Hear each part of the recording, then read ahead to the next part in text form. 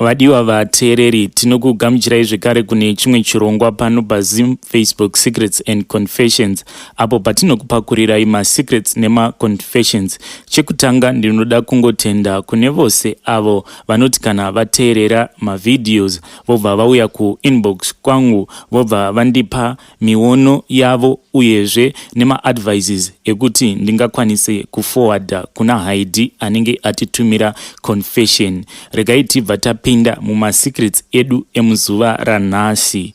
Hanzi, hello admin, please post for me. Ini ndiri murume ane 56 years. I am single. Zvakaitika ndezvekudai, I was married and my first wife akazoshaya. Ndikazorora umwe mukadzi zvekare, mukadzi uyu akaenda. Saka ndakazombogara ndiri single, ndichibva ndazorora umwe mukadzi wechidiki aiva ne 20 years. Ndakati ndatora mhandara iyi tikagara yedu zvakanaka. Kumusha ndekwane shuro mberengwa. Zvino chakakonzera dambudziko mumarriage inyaya yemamiscarriage ainge oitika pamudzimai wangu uyu. Zvinova zvinokonzerwa nemishonga yandakabata. Mishonga iyi ndakabata welucky repromotion pabasa nekuti ndinoshanda security guard. Uye umwe wacho idumwa mushonga wekuti ndinyumwe. Mushonga uyu ndichiutora ndaiitira kubasa kwangu kwandinoshanda semugadhi, nekuti pagedhi ndaiitira kuti kana munhu akaba mavhu pamushini wegoridhe ndiri pagedhi haabude chete, ndinobva ndatonyumwa ndomusecha. Kubata mbavha pabasa pedu zvinowedzeresa pay uye kukwiridzirwa pabasa. Asi dumwa iri haringonyumwi pabasa chete, but chero kumba ndinogona kungonyumwa about anything. Mukadzi wangu akambondibira mari musecho yangu, akabva adimbura lining yehandbag yake, akabva aisa mari iya mukati mekahandbag ikako, akasona buri riya. Ini ndakangonzwa zvichinzi dambura bhegi iro. Ini ndikabva ndadambura ndikawana muine mari yaainge andibira. Chimwezve chava kuitika pandiri ndechekuti kana ndikasangana nemunhukadzi especially vechidiki ndikangokaruka ndamuchiva usiku ihwohwo, ndinobva ndatorota ndiri pamukova weimba yake, ndobva ndapinda ndototanga kuita bonde naye. Pandinomuka ndinotoona kuti muzvidya mangu ndinenge ndatorasira urume hwangu. Imwe yemishonga yandiinayo ndakaipiwa nababa vangu, nekuti baba vangu vaiva munhu aingobata mishonga, uye mishonga vaiiziva. Zvino chava kuitika ndechekuti mukadzi wangu uyu ari kuti iye ini ndava kuda kuenda zvangu nekuti ndaneta nekuzvarira pasi. Handingafi ndisina mwana, tariraiwo zera randiri. Zvechokwadi zvemimba zvaramba. Mimba inongoti ikasvika 3 months inobva yatobva. Mimba iyi isati yabva, ndinotanga ndarota nyoka yakaita yerudzi rweshato yakamonera padumbu remukadzi wangu ichikweva ropa. Mangwana makuseni kana after 2 days mukadzi wangu anobva atotanga kubleeda, obva atoita miscarriage. Asi izvi zvinhu handichazvidi nekuti handinawo kana mwana nekukura kwese kwandaita. But kuzvirasa ndiri kutya. Chekutanga ndinotya nhamo, uyezve ndatochembera. Handichazivi kuti ndoitawo sei. Ndinokumbirawo kuti mundibatsirewo nekuti ndanetseka. Ndiyo yanga iri confession yedu yekutanga muzuva ranhasi. Ngatikomentei mucomment section. Baba ava vakwanise kuwana rubatsiro. Nezuro paFacebook vanhu vakapedzisira votaura kuti kana zvichibvira dai tamboitawo tichinamatira mukomanashi, nekuti mamwe maconfession avari kusangana nawo akanyanya kuomarara. Regai tibva tapinda muconfession yedu inotevera. Hanzi, hello admin, please post for me. Ini ndiri mukomana ane 28 years. Ndauya pano kuzotaurawo confession yemumusha medu. Zvakaitika 2008 kwakabuda minda kunzvimbo yeguruve. Vabereki vedu vakanobata minda ikoko. Paiva neumwe mwana wabangukuru akabva anotsvakawo munda wake ndokuuwana. Asi amai vangu vakaita undyire ndokutorera mwana uye munda wake vachida kuzopa isu vana vavo vakomana. Zvadaro Bhodhivaya mwana wabangukuru akasvika pakunwa dhibha ndokuzviuraya. Akangotora dhibha ndokuenda mumunda paseri pechuru ndokunwa dhibha riya ndokufa. After 2 days mukoma vangu ava vasingaoneki, takambovatsvaka semhuri but tikavashaya. Takati tatsvakisisa tikaona kuti mukoma tatovashaya, ndokubva tazozivisa sabhuku vakazozivisa vanhu vemuvhillage, ndokubva tatanga kubatsirana kutsvaka. Asi mukoma takazovawana, asi vainge vatoshata nenhau yekuti mazuva acho kwaipisa zvisingaiti. Mukoma vainge vatoputika. Honye dzaibuda kubva mudumbu mavo, dzimwe dzichibuda nemunzeve, dzimwe nemumhino, dzimwe nemumuromo. Nhamo dzamukoma vangu dzakazoitwa. Pakachemwa vedu kunyange ini ndiri munhurume, asi ndakasvika pakuzosvima misodzi. Mukoma vangu vakazovigwa havo, asi painge pamboitwa makakatanwa. Chakanyanya kurwadza vanhu ndechekuti takaviga mukoma vedu, baba vavo bamukuru vasipo, nekuti tainge tawana mukoma vakashata zvisingaiti. Saka takangoti kuvawana nekutovaviga the very same day. Mukoma takati tapedza kuvaviga, asi havana kana kumbobvira varara muvhu. Vakabva vatanga kumuka. Pamba pakatanga kushupa kugara. Mukomana aipfuka. Kune vaiona from afar vaiti pamba pedu paita kunge pane magetsi. Isuwo taiti kana takarara tainzwa sekunge kune munhu ari kurima achikuza mombe. Takazonyanya kupindwa nekutya mukoma pavakatanga kupinda mudzimba vachirongedza. Takasvika pakuzorara muimba 1 musha wose, kubva kuna baba, amai, varoora nevazukuru. Bamukuru baba vamukoma vakazouya. Vakati vauya tikaenda navo tikanovarakidza painge pakavigwa mukoma mwana wavo. Takazoti tichisvika kumakuva tikananga paguva ramukoma. Guva iri rakabva radhirikira, pakatanga kuzara nhunzi nekuti painge pava kunhuhwa. Bamukuru pane mashoko avakangotaura, nhunzi dziya dzikabva dzangopararira. Pamazuva ose bamukuru pavakagara pamusha pedu, mukoma havana kana kumbobvira vapfuka. Takati tichizama kurondedzera kuna bamukuru kuti mwana wavo ari kupfuka, asi takaguma tava kuita kunge vanhu vava kupenga, nekuti bamukuru havana kana saini yavakamboona yekuti mwana wavo ari kupfuka. Chakazoitika ndechekuti the very same day ratakaperekedza bamukuru vava kudzokera kumba kwavo, mukoma vakabva vatanga mabasa avo. Mangwana makuseni takamuka tikaona ngoro iri pakati pemunda yakazara chibage. Isu takazombozama kufamba, ini, baba vangu nevanin'ina vangu, asi hatina kana imwe hama yatakazivisa. Takangofamba muchihwande. Takapiwa zvatakapiwa, tikauya tikanomwaya paguva ramukoma, asi zvakabva zvatoita wese. Zimbabwe woye, please help us semhuri. Veukama hwedu vava kungotinyenyeredza. Isuwo hatichazivi kuti ingozi here, chava chii, nekuti mumusha medu hamuchagariki. Ini mudzimai wangu akazosvika pakutorwa nehama dzake vachiti mwana wedu angafira nyaya yaasingazivi. Pastendi pamukoma rangova dongo, hapana anokwanisa kugarapo. Apa mukoma havasi kana kuzorora.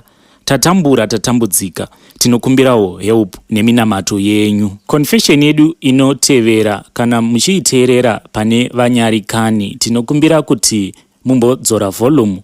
Kana muchiiteerera paine vana, vharai nzeve dzevana, nekuti pane mamwe mashoko asingateerereki kana paine vanyarikani padhuze. Regai tiende paconfession yedu inotevera.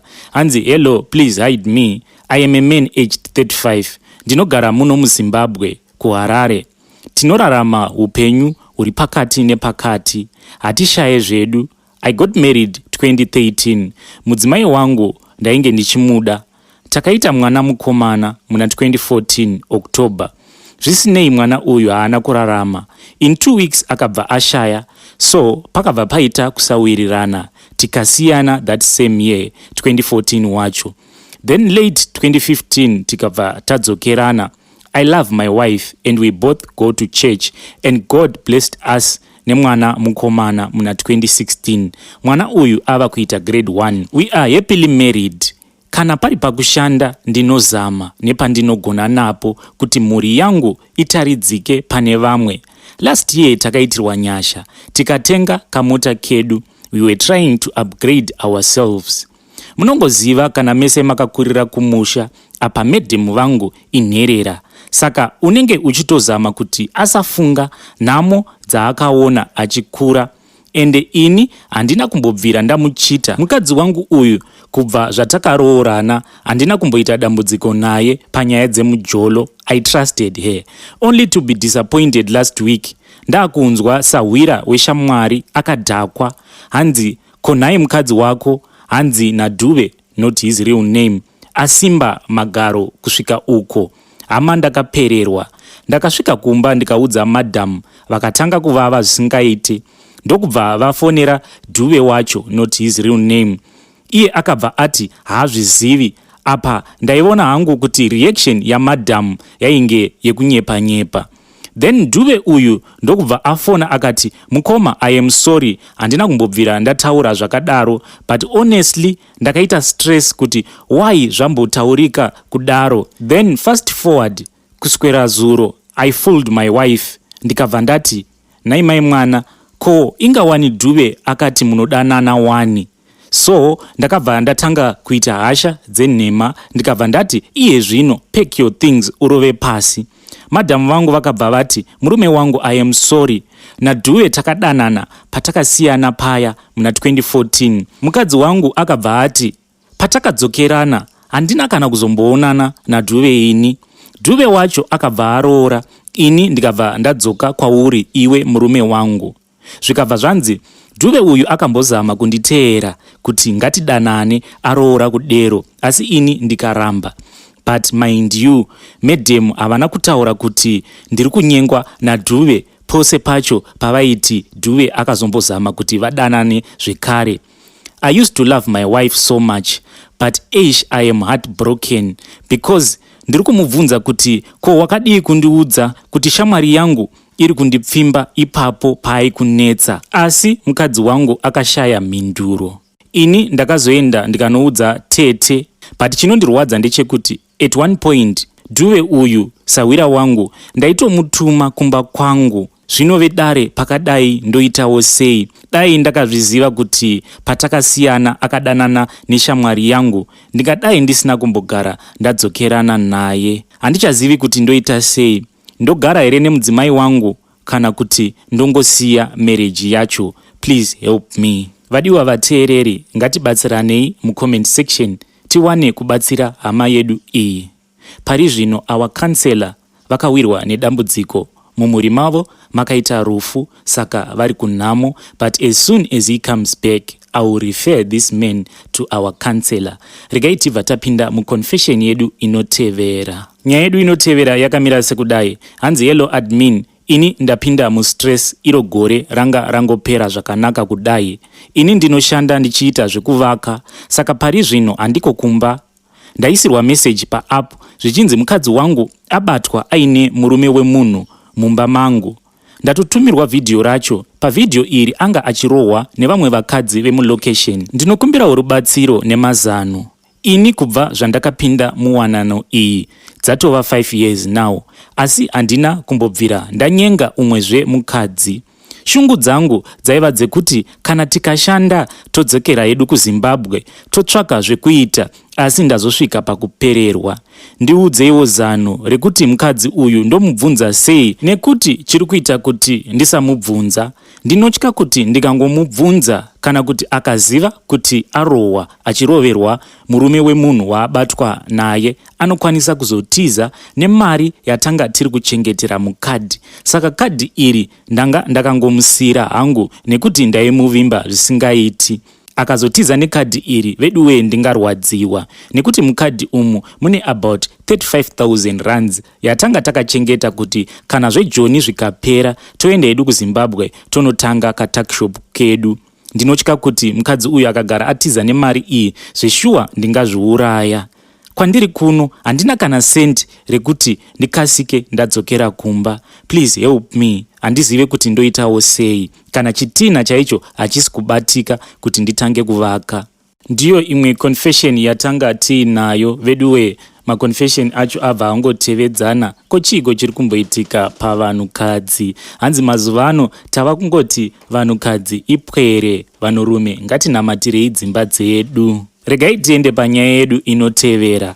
Hanzi hello mukomanashi, please hide me. Ini Joni yazondiramba veduwe. Ndafunga hangu kutsvaka zveusiku, kunyangwe zvikanzi ndingangofarawo kwegore, nekuti kubva zvandakapinda muJoni handina kana kumbokwanisa kubatawo chine dehwe. Bhati wangu waingova munyama wekungoshandira zvimari zvisingaiti kududza paruzhinji. Makore angu ose muJoni handina kumboshandawo basa rekuti ndingabatawo 3000 rands yakaungana. Dzimwe nguva ndinomboita stress yekuti kufa hako kuri nani, nekuti gore rinouya zvikanzi maZimbabwean haachadiwi muSouth Africa. Veduwe ndinonanga kupi? Apa ndava ne10 years ndiri muJoni. Regai tiende paconfession yedu inotevera. Hanzi hello admin, ini ndakamboshanda kuSouth Africa asi ndakabva ikoko ndiine secret isingatauriki pavanhu vekuziva. Zvakaitika ndezvekuti ndaishanda pane rimwe Purazi, asi papurazi iri Foromani Wepo aiva muZulu. Muzulu uyu aiva neutsinye kumaZimbabwean zvisingaiti. Waiti kuti ukwanise kupinda basa papurazi apa waichereswa trench rainge rakareba 30 meters apa kudzika okuudza kuti ngaridzike kusvika mumabvi. Iniwo ndichipinda pabasa ndakashungurudzwa naForomani uyu, ndikashungurudzwa zvekare nemamwe maZimbabweans aishanda papurazi iri. MaZimbabweans awa vaishungurudza vamwe vavo vachitsvaka dzvene kuna Foromani uyu. Papurazi apa pakazouya umwe murume aibva kuma-areas ekunana Chiredzi. Murume uyu akatsvaka basa iye nemukadzi wake vakabva vawana basa, asi Foromani akazotanga kuchiva mukadzi wemurume uyu. Foromani akazosvika pakudanana nemukadzi uyu, akabva atopa mukadzi uyu rumu yake, asi murume wake akangoshinga kunyangwe zvainge zvakaoma kudaro. Aisekwa nepurazi rose kuti mukadzi akatorwa naForomani. Pakazoti papera kuda gore, Foromani akazongowanikwa akafira mumba. Hanzi postmortem yakati ainge aitwa food poisoning. Izvi zvakati zvadarika. Nerimwe zuva ini nemurume uyu takati tichishanda kumagebulani. Murume uyu akabva anditi, shamwari, ini ndafunga kusiya basa, nekuti kuti ndirambe ndongoshanda ndakatarisana nemukadzi akandirwadzisa kudai hazvigoni, nekuti nekuda kwerudo nevana vatakaita tinokwanisa kuzoguma tava kudanana zvekare. Akabva ati, asi ini ndine mashoko akandiremera muhana mangu. Akati, unoona Sawira, chaisava chido changu kuti ndiuraye Foromani, asi ndainge ndarwadziswa kusvika pekupedzisira. Murume uyu ndakamubvunza kuti, ko makauraya sei Foromani? Iye akati, ndainge ndava almost 1 year ndichitarisa mafambiro aForomani uyu. Ndikabva ndaona kuti maweekends mazhinji kana akanwa anonwa zvekudhakwa zvekukanganwa dhoo rakavhurika. Akabva ati almost 4 times ndaipinda mumba make akadhakwa, ndobva ndagara hangu pambedha pake ndakamutarisa ndakabata banga. Asi ndakaona kuti ndikaita zvekumubaya nebanga ndinokasika ndabatwa. Murume uyu akazorondedzera iye achiti, unoona jekiseni riya ratinoshandisa kubaya mombe ndiro randakabaya naro Foromani vakadhakwa vari kuhope. Hanzi vakambozama kupfakanyuka asi ndakavadzipa kusvikira vapera mweya.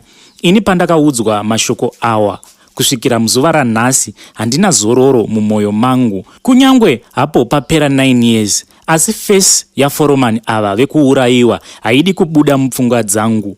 Murume uyu wekuuraya Foromani akazongosiya basa. Mukadzi wake akazosara akafira pakomboni ipapo. Vanhu vakati akaita siki iyi akazama kuivanza, but hanzi zvakazomuafekta paakatanga kunwa mapiritsi echirwere ndokubva afa. Mukadzi uyu akashaya kana akakwanisa kuendesa chitunha chake kuZimbabwe, saka akangovigwa nehurumende yemuSouth Africa. Iko zvino I am based muZimbabwe, ndinoshanda nichiita zvekudhiraivha, but ndine nguva dzandinonzwa sekunge mumota munenge muine mukadzi uya anenge achiti, ko zvawaramba wakanyarara usingatauri nyaya yawakaudzwa. Zvinhu izvi zvinongoitika for about 2 seconds mukadzi uyu obva atodisappear. So I don't know kuti maybe ipfungwa dzangu dziri kungoimagina. Asi veduwe, ini ndini munhu uya anonzi ari kupika jeri asina kana mhaka yaakapara. Nerimwe zuva ndakati ndichidhiraivha ndakangokaruka ndabatwa nechadzimira. Pandakazoti pembenu ndainge ndatopaka motikari yangu pakamba yemapurisa. Pandakapembenuka kudaro ndakazvibvunzurudza ndikati, ko pano uri kutsvakei? Ko ukabatwa nemapurisa nemhosva yausina kupara? Ndakabuda pakamba ipapo ndichita unge munhu ari kudzinganiswa. Chikumbiro changu kune vedare ndechekuti kana kuine vanhu vanogona kudzinga mamhepo kana kudzinga ngozi, ngavandibatsire, nekuti handichazivi kuti ndava kupenga here. Ndinozvibvunza kuti saka upenyu hwangu huchazoguma zvadii? Regai tipinde muzviziviso. Hanzi tiri kutsvakawo hama dzaPrecious Dliwayo, uyo anobva kuchimanimani kunharaunda yekachongwe mubhuku rapfumo. Akaberekwa mugore ra2002. Kana wakateerera uchiziva uyu anonzi Precious Dliwayo kana vanhu vekwaDliwayo vanobva kuchimanimani kunharaunda yekachongwe mubhuku rapfumo, ngavandibate, nekuti hanzi mwana wavo uyu anonzi Precious akaberekwa mugore ra2002 hanzi akati asangana noumwe murume paFacebook akabva atumirwa mari yekuti auye muSouth Africa. Asi hanzi akati asvika muSouth Africa zvinhu hazvina kuzofamba zvakanaka pakati pake nemurume iyeye. Saka Precious uyu ari kuti atambura zvisingaiti, ari kukumbira kuti abatsirwe kudzokera kuZimbabwe kune vabereki vake. Zvichitaurwa zvinonzi Precious uyu ari muLimpopo province kunonzi kuTeflop. Kana kuine hama dzekwaDliwayo dziri kuteerera audio iyi, please inbox me ndikusanganisei nehama yenyu, nekuti zvinonzi atambura pakushaya kana foni yekuti akwanise kucommunicata nemi. Until we meet again, tongoti happy secrets and confessions.